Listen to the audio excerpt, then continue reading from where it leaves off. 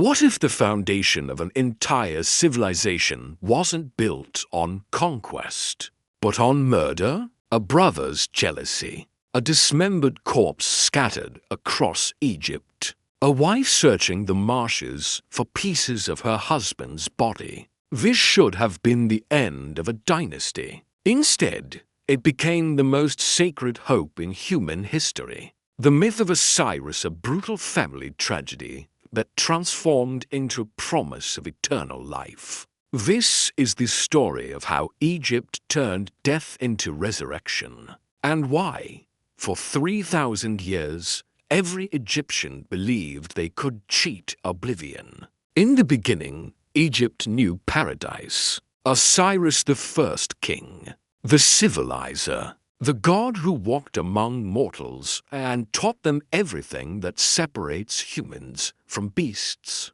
He showed them agriculture, how to plant grain, harness the Nile's floods, transform wild chaos into ordered abundance. He gave them law, justice, the concept that society could be more than survival of the strongest. He taught music, art, ritual, the things that make life worth living. Under Osiris, Egypt flourished. The two lands united. The people prospered. Mad cosmic order, truth, balance governed everything. It was a golden age, and his brother Set watched it all with growing rage. Set, the god of chaos, storms, the desert's fury, the red-haired god of violence and disorder. He looked at his brother's kingdom and saw everything he wasn't, everything he could never be. Osiris was beloved, celebrated, center of everything, and Set. Set was necessary but feared, respected but not loved. The wild force that protects Egypt's borders but never sits on its throne. Envy doesn't announce itself with trumpets. It grows in silence, in the dark corners of the soul, where comparison breeds resentment. And Set's envy grew until it consumed everything else, until it demanded blood. So Set devised a trap, not a battle he couldn't defeat Osiris in open combat, but through deception. Through the weapon that has destroyed more kingdoms than any army, betrayal. He commissioned a chest, beautiful, ornate, decorated with gold and lapis lazuli, perfectly measured to Osiris's exact dimensions. At a feast, Set presented it as a gift. Whoever fits perfectly inside this chest, he announced, can keep it. One by one, the guests tried. Too tall, too short, too wide. Then Osiris stepped forward, curious, unsuspecting. He lay down inside, and the lid slammed shut. Set's conspirators sealed it, nailed it, poured molten lead into every crack. Then they threw it into the Nile. Egypt's first king drowned in darkness, betrayed by his own brother, trapped in what would become the world's first coffin. The Golden Age ended in a locked box floating down a river, and the world shattered. When Osiris died, Mat collapsed. The cosmic order that held reality together dissolved. The Nile didn't flood. Crops withered. The sun seemed dimmer. The stars moved strangely across the sky. Egypt learned what it meant to live without its king. But one person refused to accept the ending. Isis, sister wife of Osiris, queen of Egypt, magician whose power rivaled the gods themselves. She could have mourned. She could have accepted Set's claim to the throne, could have bowed to the new order and survived. Instead, she chose defiance. She cut her hair, tore her robes, put on the garments of mourning, and began to search. The Nile had carried Osiris's coffin far from Egypt, all the way to Byblos in Lebanon, where it washed ashore, and a tamarisk tree grew around it so fast, so massive that the local king cut it down and made it a pillar in his palace. Isis followed, disguised as a mortal woman. She became nursemaid to the queen's children, earned their trust, revealed herself, begged for the pillar. She cut it open and found her husband's body, perfectly preserved inside. She brought him home to Egypt, hid him in the marshes while she prepared the resurrection ritual. But Set discovered the body, and what he did next was worse than murder. He tore Osiris apart, 14 pieces. Some texts say 16. Others say 40 to 1 for each nome of Egypt. He scattered them across the entire kingdom, threw them into the Nile, buried them in desert sand, hid them where no one would ever find them. He didn't just kill Osiris.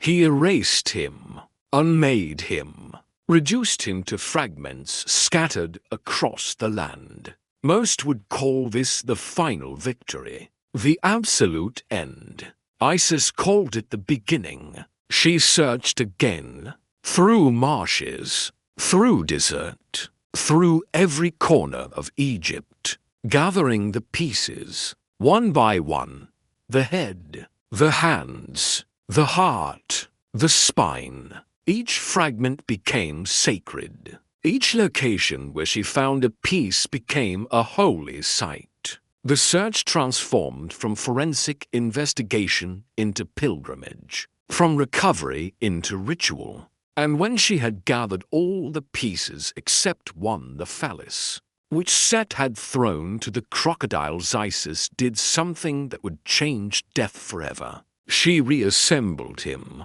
not just physically, ritually, magically. She wrapped each piece in linen, anointed them with oils and resins, spoke the words of power that would bind flesh to spirit. She invented mummification. The first embalmers were gods. The first preserved body was divine. And through her magic, through her refusal to accept death's finality, Osiris breathed again. Not as he was. He couldn't return to the living world, but as something new, something eternal. A resurrected king who would never die again. But resurrection created a problem. Osiris couldn't reclaim his throne. He'd crossed the boundary between life and death. He belonged to neither world completely, and Set still ruled Egypt, illegitimately, through violence and usurpation. But he ruled nonetheless. This injustice could not stand. Enter Horus, the posthumous son of Osiris and Isis, born from the resurrected king through Isis's magical intervention. He was raised in the marshes, hidden from Set's murderous rage, trained by his mother in magic and combat, taught that his purpose was singular, reclaim his father's throne. When Horus came of age, he challenged Set before the Ennead, council of 9 great gods who governed cosmic law. The trial lasted 80 years, not because the facts were unclear. Everyone knew Set had murdered Osiris. Everyone knew Horus was the legitimate heir. But Set was powerful, connected. He had allies among the gods who valued strength over justice, who believed might made right. And he had one compelling argument. I am stronger. Egypt needs strength to survive. The desert doesn't respect law, it respects power. The gods wavered. Some supported Horus, the rightful heir, the symbol of legitimate succession. Others supported Set, the warrior, the desert protector, the god of necessary violence. Ra himself, the sun god and chief of the Ennead, leaned toward Set. He valued strength. He feared that Egypt under Horus would be weak. So the trial continued. Test after test, contest after contest, Horus and Set battled, transformed into hippos and fought underwater, raced boats, competed in feats of strength and magic. Set cheated at every turn, sabotaged Horus's boat, attacked him when his back was turned, even sexually assaulted him to prove dominance. But Horus, guided by Isis's wisdom, turned every attack into evidence of Set's fundamental unworthiness. The turning point came when the gods called upon Osiris himself to testify. From the duat, the underworld, the resurrected king spoke. "Ask yourselves," he said, "what kind of world you want to live in? One where might makes right? Where the strongest takes everything and justice is meaningless? Or one where law governs? Where succession is legitimate? Where even gods must answer for their crimes? I was murdered, dismembered, scattered across Egypt, but I was reassembled, resurrected, made whole again. That is Mat. That is the cosmic order. Brokenness made whole, chaos transformed into order, death conquered by justice. Horus is my son, my heir, the rightful king, and I am true of voice." That phrase, true of voice, became the most important words in Egyptian theology. It meant verified, justified, proven righteous through divine judgment. And when Osiris spoke them, the trial ended. Horus won, Set was exiled to the desert, and the principle was established. Legitimate succession matters. Justice transcends power. The rightful heir will always reclaim what was stolen. Every pharaoh who ever sat on Egypt's throne claimed to be Horus. Every dead pharaoh became Osiris. The myth became the blueprint for 3,000 years of divine kingship. One family tragedy, one cosmic trial, one eternal precedent. But Osiris's story doesn't end with Horus's victory. Because Osiris can't return to Egypt, can't reclaim his earthly throne. He's been transformed. He belongs to another realm now. The duat. The underworld, the land of the dead. And that's where the myth becomes revolutionary. Because Osiris doesn't just rule the dead, he judges them.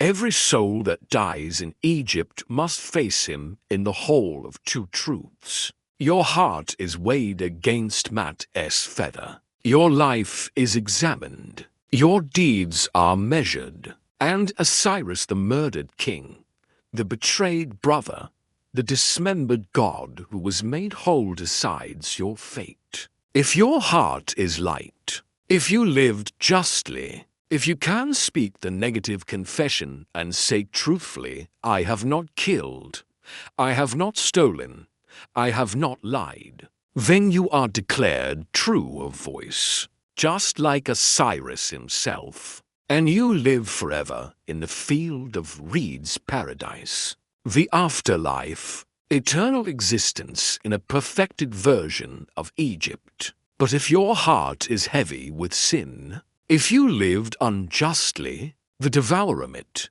the chimera with crocodile jaws consumes your heart, and you cease to exist. Not punishment, not torture, just a nothing. This is the genius of the Osiris myth. It makes immortality accessible to everyone. Before Osiris, only pharaohs could hope for eternal life. Only kings had Kus and Anubis that survived death. But Osiris changed everything. He was a king, yes, but he was also murdered, dismembered, powerless, dead. If he could be resurrected, anyone could. If he could become eternal, everyone could. You just had to live justly, follow Mat, be true of voice, and you could become Osiris too. your mummy wrapped like his, your tomb decorated with his symbols, your name preceded by Osiris in death. Every Egyptian became the resurrected king. Democracy of the dead. Spiritual equality through shared mythology. And there's more. Because Osiris wasn't just Lord of the Dead. He was also the Green Man, the god of agriculture, of vegetation, of the Nile's fertile black silt. His death and resurrection mirrored the agricultural cycle. The grain is harvested, cut down, killed, but the seeds are planted, and new grain grows. The cycle continues. Osiris dies dismembered, scattered like seeds across Egypt. But he resurrects, and life returns. Every year, the Nile flooded. Waters receded. Black silt remained. Crops grew, death, resurrection, abundance. Osiris, Isis, Horus. The myth wasn't abstract theology. It was the rhythm of survival. The pattern that fed Egypt for millennia. When you planted grain, you planted Osiris. When you harvested, you dismembered him. When new shoots emerged, he was resurrected. The myth was written into the land itself, into the soil, into every meal. You couldn't escape it even if you wanted to. At Abydos, the sacred city, where Osiris's head was supposedly buried, the myth became theater. Every year, the Egyptians reenacted the entire story. The murder, the search, the reassembly, the resurrection, the trial, the victory. Thousands participated. Priests, nobles, commoners, everyone had a role. Everyone became part of the story. You weren't watching a myth. You were living it. You were Isis searching for her husband. You were Horus fighting for justice. You were Osiris dying and being reborn. The ritual lasted days, sometimes weeks. Processions through the streets. Battles staged in the desert. Sacred dramas performed in temple courtyards. And at the climax, the resurrection, the entire city erupted in celebration. Osiris lived again. Death was defeated again. The cycle continued again. This wasn't just religion. It was cultural DNA. Identity written in ritual. For 3,000 years, longer than Christianity has existed, longer than Islam, longer than most nations have stood, Egypt performed this story. Generation after generation, dynasty after dynasty, empires rose and fell. Pharaohs came and went. Foreign invaders conquered and were absorbed. But the myth endured. Because it answered the one question that every human being asks. What happens when we die? And Osiris answered, you can live forever. If you live justly, if you preserve the body, if you speak the truth. Death is not the end. It's transformation, resurrection, becoming something greater. Your body, like Osiris's, will be wrapped and preserved. Your soul, like his, will be judged. And if you are true of voice, you will live in paradise forever. That promise held an entire civilization together. Through famine, through war, through conquest, through collapse, Egypt endured because Egyptians believed in Osiris, believed that death could be defeated, that justice would prevail, that resurrection was real. The myth didn't die when ancient Egypt fell. It transformed, like Osiris himself. Early Christianity borrowed heavily from the Osiris narrative. A divine king murdered, a miraculous resurrection, eternal life promised to believers, judgment of the soul. The parallels aren't coincidental. Egypt's mythology influenced Mediterranean thought for centuries. But even beyond religion, the Osiris archetype persists. Psychologically, the story is about trauma and healing. Osiris is betrayed by someone he trusts, murdered, dismembered, scattered, complete psychological destruction. The self fragmented, identity shattered. But Isis, representing love, loyalty, persistence, gathers the pieces, reassembles them, makes them whole again. The resurrected Osiris isn't the same as before. He's transformed, changed by what happened to him. But he's whole, functional, powerful in new ways. That's the template for all recovery, all healing from trauma. You can't go back to who you were before. The pieces don't fit the same way, but you can be reassembled, made whole again, transformed into something that endures. The myth gives structure to suffering, meaning to pain, purpose to survival. It says, what breaks you can become the foundation for what makes you eternal. Modern Egypt still claims Osiris as foundational identity, not as literal religion. Most Egyptians today are Muslim or Christian, but as cultural DNA, as the story that makes Egypt Egypt, the land where death was defeated, where resurrection was invented, where humanity first dared to imagine immortality for everyone. Recent archaeological work at Abydos continues to reveal the myth's physical reality. Temples dedicated to Osiris, ritual implements used in the festivals, thousands of pilgrim offerings. The myth wasn't abstract. It was lived, performed, enacted by millions across millennia. And that collective performance shaped a civilization's soul. Egypt didn't survive because of military might or economic power. It survived because of a story about a murdered king who refused to stay dead. A story that promised every person, regardless of status, wealth, or power, could achieve the same immortality. That's not just religion. That's social cohesion at the deepest possible level. When everyone believes in the same story of death and resurrection, you build a culture that can endure anything. There's a statue in the Louvre, Osiris carved from black basalt.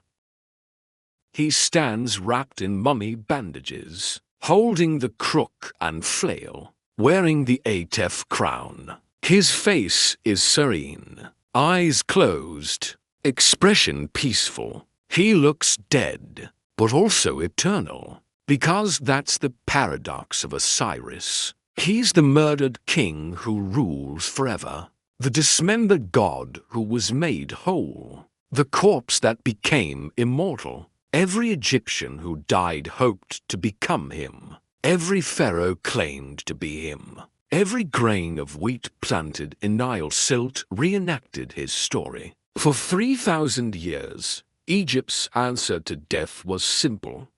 You will be broken. Life guarantees it. But you can be reassembled, made whole, resurrected, your body preserved, your heart weighed, your voice made true. And if you lived justly, you live forever. That promise, born from a brother's betrayal and a wife's refusal to accept death's finality, became the foundation of an entire civilization. Not because it was easy to believe, but because it gave meaning to suffering, purpose to death, hope to the broken. Osiris didn't triumph by being invincible. He triumphed by being shattered and choosing to be whole again. That's not just ancient mythology. That's the story we're all living. Every time we're broken, every time we gather the pieces,